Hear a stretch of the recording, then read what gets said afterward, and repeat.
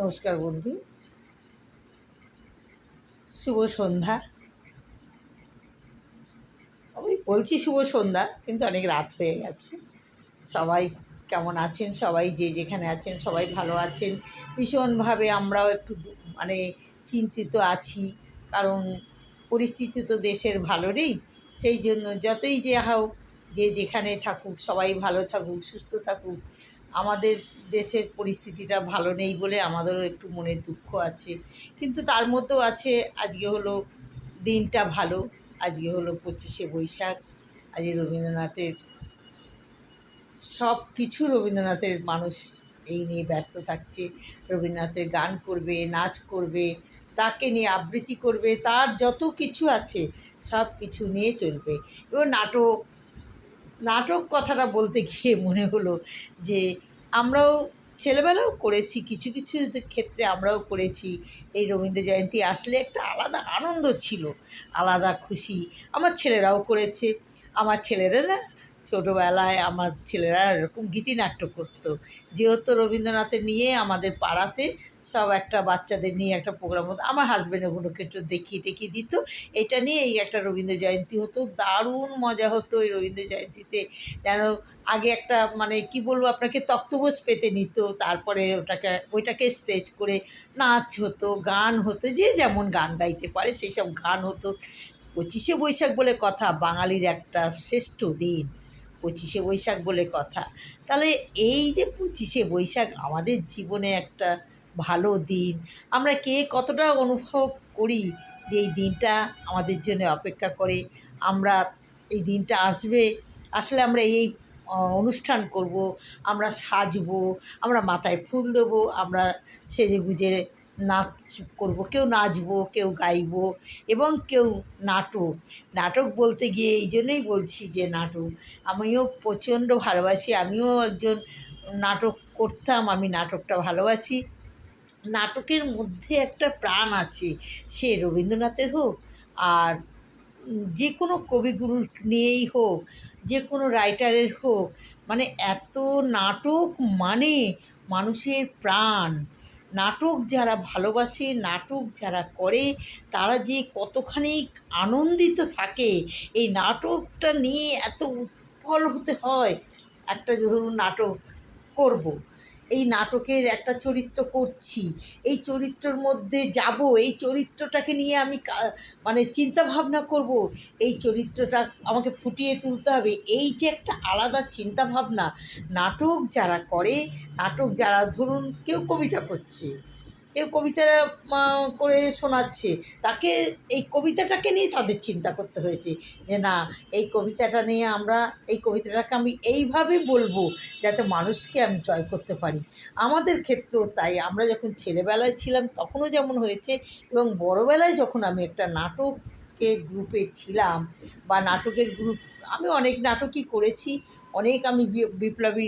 কিন্তু এই দিনের যেই এটা মানে 25শে বৈশাখের, যদি এই বৈশাখ মাস বা জ্যৈষ্ঠী মাস ধরে যেটা রবীন্দ্রনাথ নজরুল, এই যে একটা নাই, তার মধ্যে একটা নাটককে তৈরি করো, সেই নাটকটাকে মানে মানুষের মাঝখানে তুলে ধরো, সেই নাটকটা যে কতটা মজা, এটা নিয়ে যে একটা চরিত্র চিন্তা ভাবনা, এই চিন্তা ভাবনাটা ভীষণভাবে।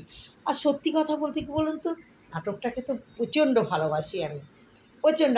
আমার তো বলছি, কেউ যদি মনে করেন যে আমাকে আবার হ্যাঁ নাটকের জন্য দরকার, নাটকের ডাকবো, আমি অবশ্যই যাব, আমি অবশ্যই করতে ভালোবাসি। আমি নাটকটা, অভিনয়টা আমি ভীষণভাবেই পছন্দ করি।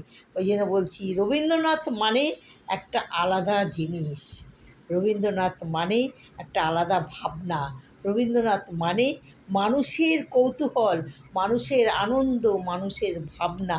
সে যে কতখানি ভালো না, মানে যারা এর মধ্যে আছে তারাই বোঝে। যারা নাটক জগৎ এবং ধরুন সাংস্কৃতিক জগৎ যেটাকে বলে, সংস্কৃতিটা নিয়ে যারা রয়েছে, তারা এই আজকের দিনটাকে কিছুভাবেই ফেল করতে চায় না। তারা সবসময় চায় আজকের দিনটা এইভাবে নেব, এইভাবে অনুভব করব, এইটা করব, এটা করলে ভালো হবে, ওটা হবে। এইটা আলাদা। বিশেষ করে ছেলেদের আছে, কিন্তু ছেলেদের দেখো, যদি কোনো মেয়েরা এই রবীন্দ্রনাথকে বলে যে আমি রবীন্দ্রনাথের এটা নিয়ে কোনো চিন্তা ভাবনা করি না, তাহলে বলবো সে ভুল। কারণ রবীন্দ্রনাথ মানুষের মধ্যে প্রেরণা জুগিয়েছে, মানুষকে ভালোবাসতে শিখিয়েছে, মানুষকে ভালো গাইতে শিখিয়েছে, ভালো সব কিছুই শিখিয়েছে।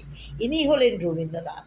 এনাকে নিয়ে যতই বলি না কেন ততই মনে হবে কিছুই বলিনি, কিছু জানি না। আমরা সত্যিই তো আমরা জানি না, ওনার কাছ থেকে আমাদের অনেক কিছু শেখার, অনেক কিছু আমরা শিখতে পারি। আমাদের ভাগ্যে তো আর জোটেনি ওনার কিছু। ওনার লেখা যত কবিতা, বই, নাটক, গানের, এইগুলোই আমাদের কাছে শ্রেষ্ঠ। কারণ আমরা জানি এটাই আমাদের জন্য উনি রেখে গেছেন, এটার জন্যেই আমরা রয়েছি। আমরা তো এগুলোতেই চাই, আমরা তো এগুলোকে ভীষণ ভালোবাসি, আপনারা বন্ধুরা ভালোবাসেন। কারণ রবীন্দ্রনাথ ঠাকুর এমন একজন, সারা ভারতবর্ষর কাছে, সারা ভারতবর্ষ ওনাকে শ্রেষ্ঠ বলে জানে। এই শ্রেষ্ঠটা তো ধরুন আমরা অন্যভাবে পাবো না, এই আনন্দটা তো ধরুন আমরা অন্যভাবে পাবো না। আমরা পাবো রবীন্দ্রনাথের যত কিছু আছে, নাটক বলুন, গান বলুন, রবীন্দ্রনাথ মানেই রবীন্দ্রসঙ্গীত। এটা বলুন তো কত ভালো লাগে। রবীন্দ্রনাথ সঙ্গীতগুলো শুনলে পরে যেন মনে হয় প্রাণ জুড়িয়ে যায়।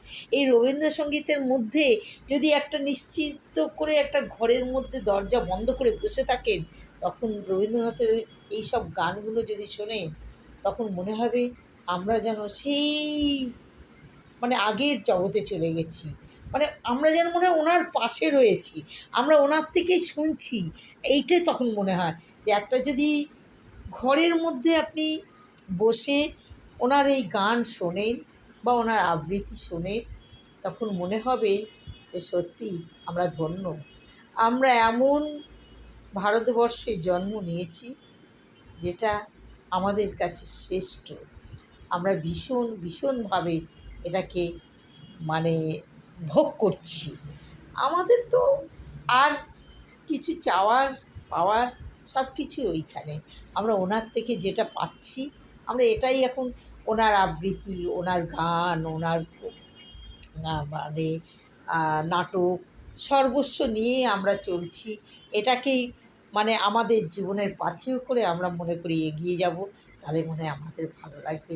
আমরা আরও কিছু, আমাদের প্রজন্মটা চলে যাচ্ছে, এরপরে নেক্সট প্রজন্ম যারা আছে তাদেরকেও আমরা এইভাবে যদি শেখাতে পারি যে দেখো এটাই হলো সবথেকে ভালো, সবথেকে বড় জিনিস। আমরা রবীন্দ্রসঙ্গীত যদি শিখি তবেই আমরা সঙ্গীতের সব কিছুটা বুঝবো। আমরা হারমোনিয়াম বাজাতে যদি জানি তাহলেই আমরা সরগমটা বুঝবো, নাহলে তো আমরা কিছুই বুঝবো না। কারণ রবীন্দ্রসঙ্গীত এমন একটা মানে দিক, সেই দিক থেকে মানুষ আগে ধরুন হারমোনিয়ামে আমরা শিখি কী, প্রথমেই আমরা গান শিখি রবীন্দ্রসঙ্গীত। রবীন্দ্রসঙ্গীতের যে গান আমাদের ছেলেমেয়েদেরও আমরা শিখিয়েছি। রবীন্দ্রসঙ্গীত শিখে তারপরে ধরুন সরগম শেখা হয়ে গেল, রবীন্দ্রসঙ্গীত শেখা হয়ে গেল, তারপরের ধাপ হলো অন্য সব। সে আপনি নজরুলগীতি গান, সে আপনি আপনার কী বলবো আধুনিক গান ধরুন, লোকগীতি ধরুন, পল্লীগীতি ধরুন। কিন্তু আপনি যদি আগে রবীন্দ্রসঙ্গীত শিখে নেন, আপনি যদি আগে রবীন্দ্রসঙ্গীত নিয়ে চালু করেন যে আমি এটাকেই শুরু করছি, এটাই আমার সবথেকে বড়, এটাকে আমার মানতে হবে। এই রবীন্দ্রসঙ্গীত নিয়ে যদি আমরা মানে চিন্তা ভাবনা করি যে আমরা এই রবীন্দ্রসঙ্গীত নিয়ে মানে এগোবো, আমরা এই রবীন্দ্রনাথের সব কিছু নিয়ে আমরা এগোবার চেষ্টা করব, তাহলে জানবেন সবথেকে ভালো, এর থেকে বেশি আর কিছু হয় না। আমরা যদি এটাকে মানি যে আমরা এটার থেকে এটা করব, আমরা ওটার থেকে ওটা করব, আমরা এইখানে যাব, আমরা আমরা সত্যি কথা আজকের দিনে যারাই বোলপুরে যেতে পেরেছে তারাই ধন্য। সত্যি আমরা ঘরে বসে আছি, আমরা ঘরে বসে বোলপুরের কিছু অনুভব করতে পারছি না। ঘরে বসে ভাবছি এই বোলপুরে এটা হচ্ছে, এই শান্তিনিকেতনে ওটা হচ্ছে, আমরা কেন যেতে পারছি না, আমরা কেন করতে পারছি না। এটা একটা আমাদের আফসোস, জানেন তো। এই আফসোসটাকে যে মেটাতে হবে আমাদের।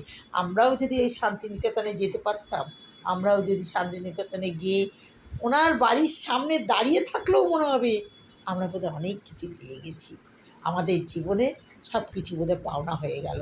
কিন্তু কী করব, দিতে তো পারলাম না, তাই এটা নিয়েই সন্তুষ্ট থাকি। নমস্কার বন্ধুরা।